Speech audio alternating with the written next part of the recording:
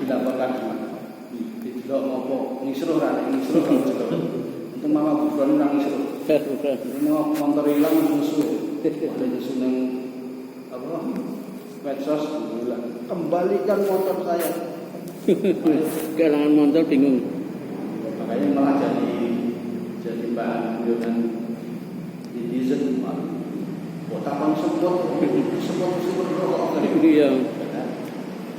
Makanya tidak ada nabi setelah Nabi Muhammad SAW. Dan ayat ini menjadi penegas bahwa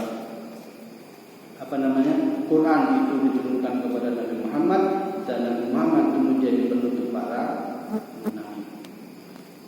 Sehingga ini menjadi pemungkas bahwa nabi terakhir adalah Nabi Muhammad dan kitab terakhir namanya Al-Quran. Ayat yang jelas dalam surat Ad-Dahr ayat 23, Inna nahnu nazzalna 'alaikal Qur'ana tanzila. Yang kami turunkan kepada Muhammad Quran dengan sebenar-benarnya. Maka ini menjadi konsep Muhammadiyah tentang iman kepada kitab-kitab Allah. Muhammadiyah percaya bahwa ada kitab Zabur, Taurat, Injil, iya. Tapi itu sudah sirna karena Allah turunkan terakhir, Nabi terakhir yang membawa kitab yang terakhir, yang kitab terakhir itu menjadi penghapus untuk kitab-kitab sebelumnya dan menjadi kitab pemungkas terakhir yang Allah turunkan kepada Nabi dan Rasul. Maka kemudian di kalimat yang terakhir tentang pemahaman iman kepada kitab dikatakan bahwa annal Qur'ana kalamullah. Baris pertama yang harus dipahami bersama bahwasanya Quran adalah kalamullah, kalam Allah asli. Luar biasanya para sahabat dulu itu bisa membedakan mana kalam Rasul dan mana kalam Allah. Sama-sama diucapkan tapi bisa dibedakan mana yang wahyu yang menjadi Al-Quran dan mana yang hadis Rasulullah. Dan itu sampai detik ini karena sudah janji Allah, Inna nahnu nazzalna dzikra wa inna lahu lahafidz. Kami turunkan Quran ini dan kami akan menjaganya. Dan ternyata sejak dikumpulkan oleh zaman Umar, kemudian dikukuhkan pada zaman Utsman bin Affan yang masyhur dengan istilah Mushaf Utsmani karena dikumpulkan oleh Khalifah Utsman. Dulu pernah diprotes Umar, ini istihad saya, kalau kita tidak segera kumpulkan ini bisa hilang. Bisa zaman Umar yang dikumpulkan aja, belum dikumpulkan, disimpan dan disimpan sama putrinya dan oleh Utsman diminta biar saya susunnya. Makanya Umar mengumpulkan para hufaz, para penghafal, kemudian disusun mana surat Al-Baqarah ayatnya ada berapa, urutannya Quran itu apa, Al-Baqarah, Ali Imran, An-Nisa, Al-Maidah, sampai terakhir sampai akhir. Itu menjadi ijtihad Utsman bin Affan ketika beliau mengumpulkan Al-Quran. Dan alhamdulillah bisa sampai kita sekarang ini dan bisa sampai masuk ke HP kita masing-masing dan kita bisa mudah membaca. Yang harus dipahami dan harus menjadi keyakinan kita, iman kita adalah Quran adalah kalamullah, kalam Allah. Yang Nabi tidak satu kalimat titik huruf panjang pendeknya yang dirubah oleh Nabi. Terus apa? Wa akhirul kutubil munazzalah, dan merupakan kitab terakhir yang diturunkan Allah kepada Nabi dan Rasul.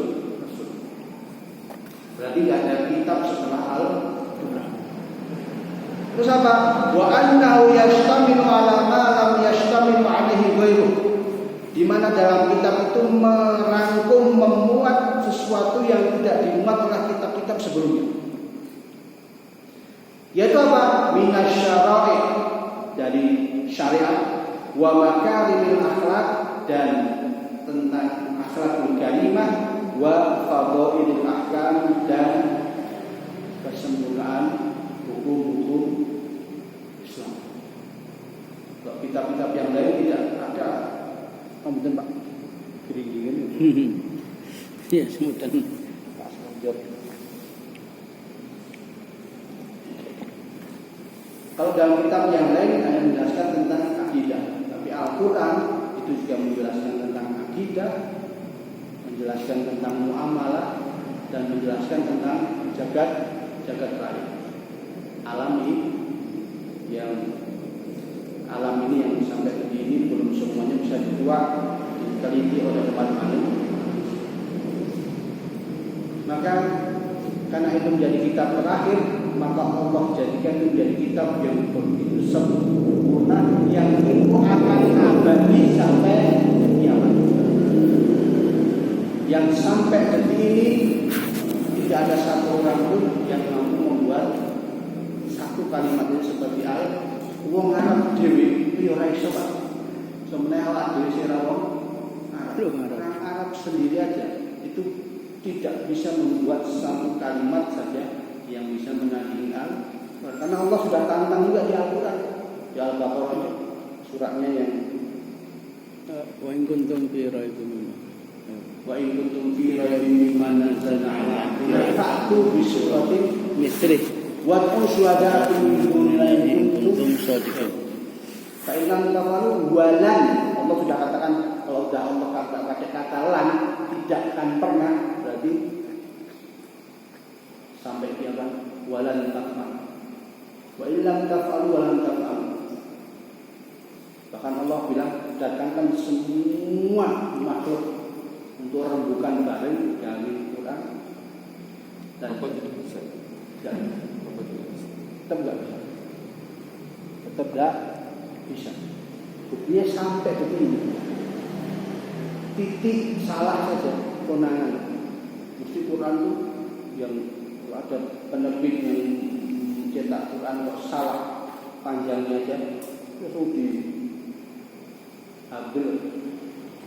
Karena untuk menjaga keautentikan dan keaslian Al-Quran itu memang benar-benar kalam Allah. Yang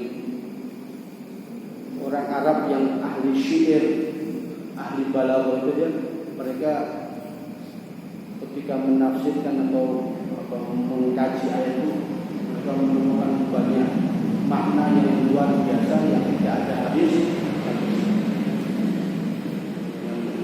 Maknanya, dan kita pun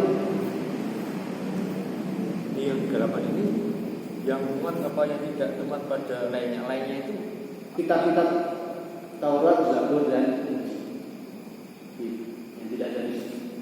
Di Injil nggak ada tentang akhlak. Di Injil nggak ada tentang hukuman zina, pencuri, khamr, dan tapi di Al-Quran kemudian dimunculkan tentang hukum-hukum yang umum terjadi nanti di umat manusia. Maka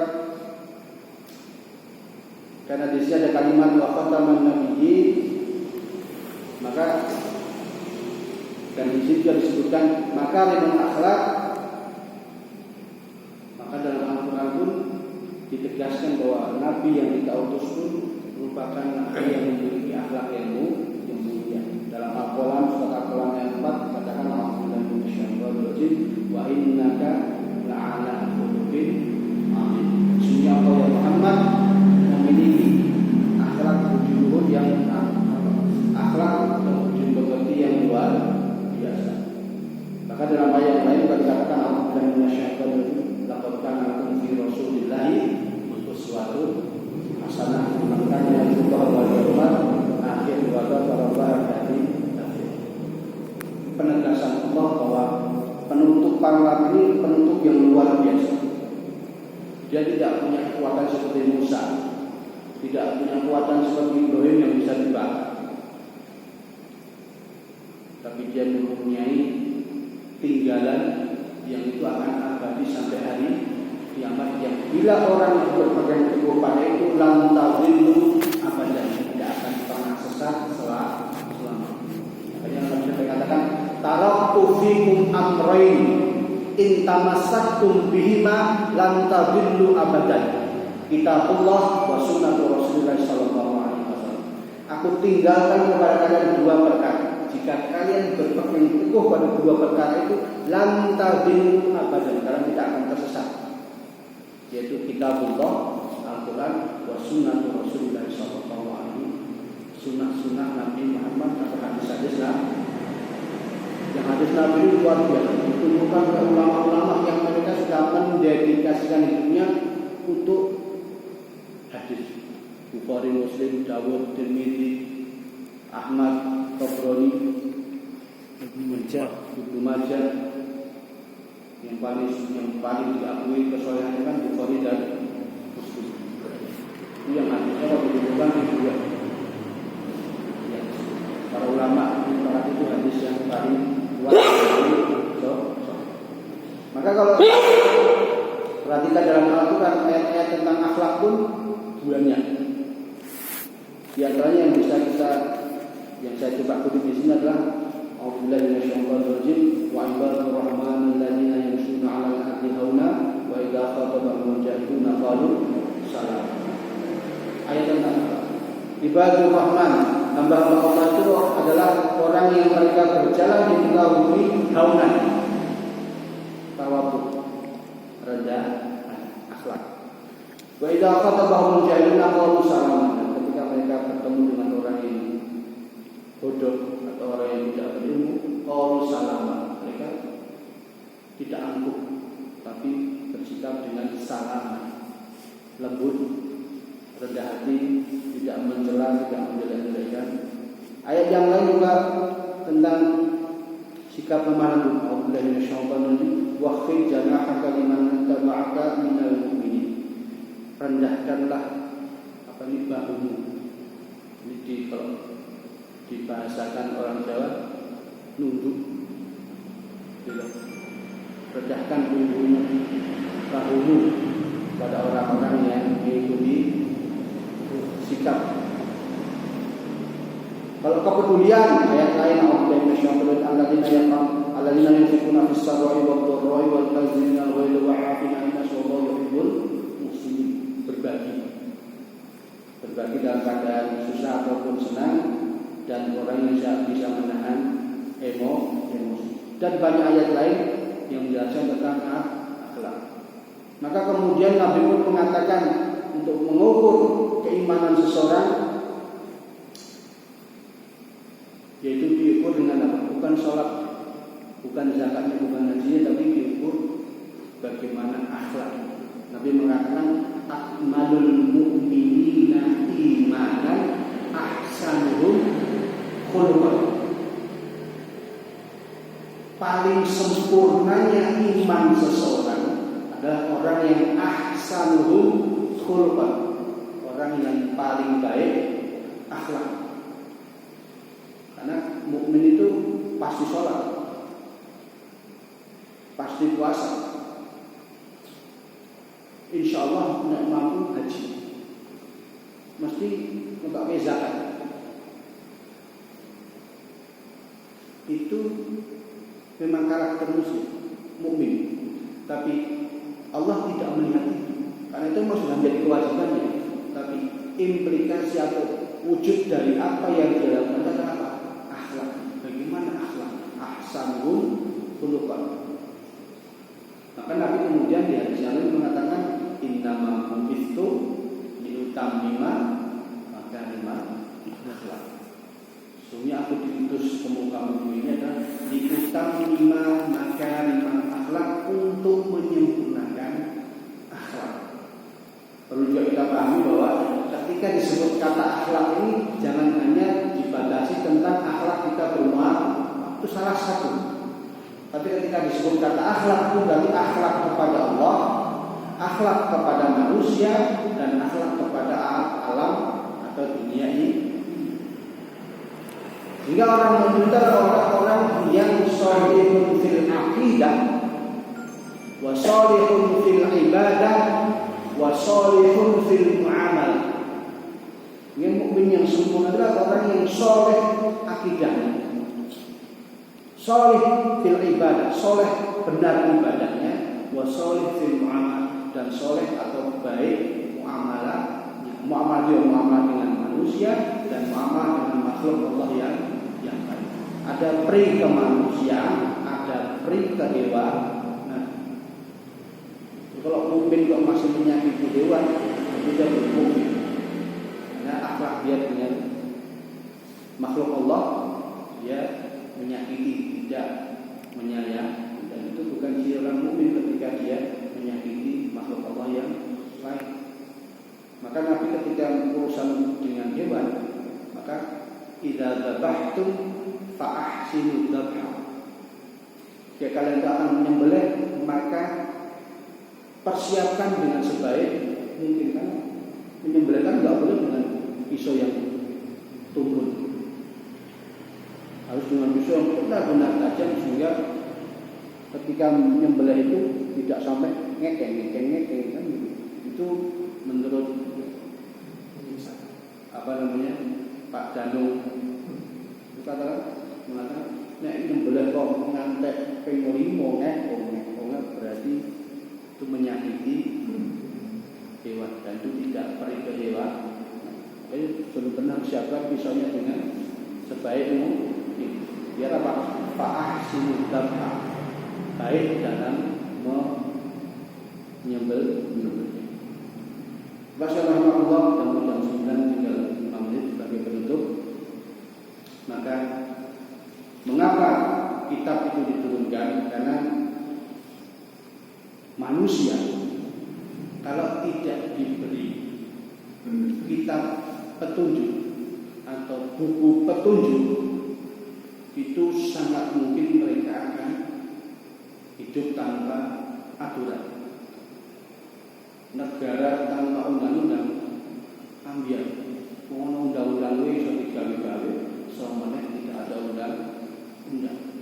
Makanya karena manusia itu punya sifat yang cenderung untuk liar, maka butuh kitab, butuh buku petunjuk untuk menata hidup mereka di dunia dan hidup mereka menuju Allah Subhanahu wa Ta'ala. Maka diberikan kitab. Argumen kedua kenapa kitab itu dimunculkan, karena Rasul kan manusia, dia akan berakhir di masanya. Nah, kalau Rasul itu tidak meninggali sesuatu yang bisa dijadikan sebagai kepegangan umatnya, pasti ambil. Mereka nggak punya pegangan, karena sudah nggak ada nabi, sokong si adu panut yang akan diikuti. Mau nabi sentek, maka Allah berikan kitab itu dijadikan sebagai pegangan. Nah, maka tadi di awal saya katakan taraktu fikum amrun, saya tinggalkan dua perkara yang kamu kalau pegang keduanya itu akan selamat, kitab Allah dan sunnah Rasul.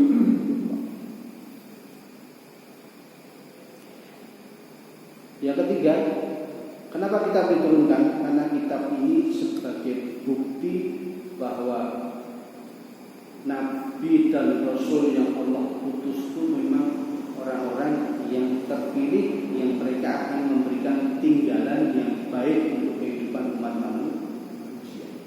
Nah, ketika umat manusia, hamba Allah itu berpegang kepada kitab Allah, maka itu akan satu menambah kekuatan iman mereka kepada Allah. Yang kedua, orang yang selalu berpegang kepada kitab Allah akan as-sayru ala thariqin mustaqim. Mereka akan berjalan lurus. La ijaza wa la iqraba. Mereka tidak akan mengok-mengok karena mereka sudah mendapat kitab, buku panduan yang akan mengarahkan mereka kepada shiratal mustaqim. Yang ketiga, ketika orang itu mengimani kitab Allah, itu juga bentuk rasa syukur kita kepada Allah Subhanahu wa Ta'ala. Karena apa? Andai kata Allah itu tidak cinta kepada kita, maka Allah tidak akan menurunkan kita.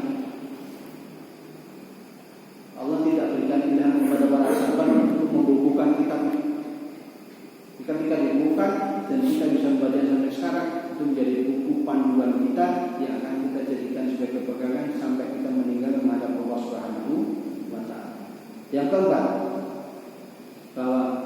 ketika kita mengimani kitab Allah itu, maka itu kita menjadi hamba yang pede. Pede apa? Karena kita punya kitab buku panduan yang tidak bisa diubah-ubah oleh siapapun. Kitab yang lainnya sudah diubah. Di Quran, maka kita menjadi pede. Buku panduan kita, buku panduan yang aman, terjaga, tidak ada yang boleh mengubah, dan akan menjadi pegangan yang abadi sampai kiamat. Maka orang-orang yang hamba Allah yang selalu berpegang pada kitab Allah, maka dia menjadi hamba yang akan selalu berjalan di jalannya Allah Subhanahu wa taala, dan dia akan hidup selamat di dunia dan di akhirat. Pas jam 9 kurang. Demikian untuk kajian pada malam hari tentang iman dengan kitab Allah. Berarti kita dengan iman kepada Rasul, iman kepada qada dan qadar, iman pada hari akhir, dan iman kepada qada dan qadar, dan insyaallah ada yang insyaallah akan kita sampaikan pada pertemuan. Demikian pembacaan kitab APD bab iman yang masuk bab iman kepada kitab Allah. Semoga yang sedikit ini bisa bermanfaat bagi kita semua dan semakin membuat kita mencintai Al-Quran. Demikian Assalamualaikum warahmatullahi wabarakatuh. Saya kembalikan ke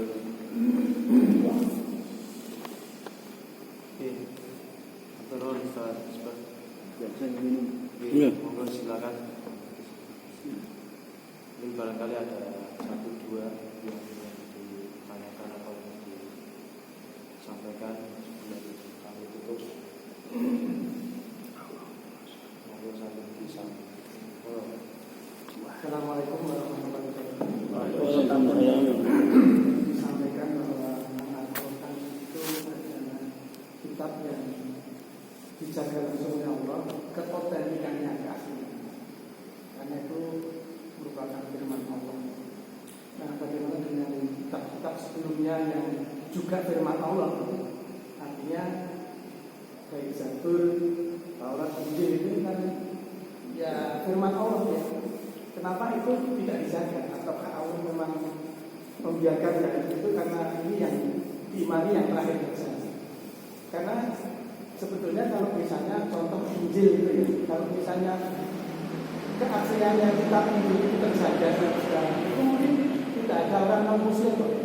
Karena di situ banyak disebutkan bahwa Nabi Isa sendiri mengatakan bahwa setelah meninggal itu kamu harus ikut Ahmad atau Nabi Muhammad. Nah, tapi karena itu banyak diselewengkan, sehingga yang asli itu tidak ada. Pernah saya membaca itu ada ditemukan asli itu 10% saja keasliannya. Itu pun dimatikan, tidak boleh umat Nasrani membaca. Karena kalau membaca suatu murtad bisa masuk semua. Nah itu kenapa malah tidak dijaga ya? Artinya bukan atau bagaimana Allah itu apa itu mengenai kitab sebelum Al-Quran itu? Ada yang bisa jawab, Pak? Hanya Allah.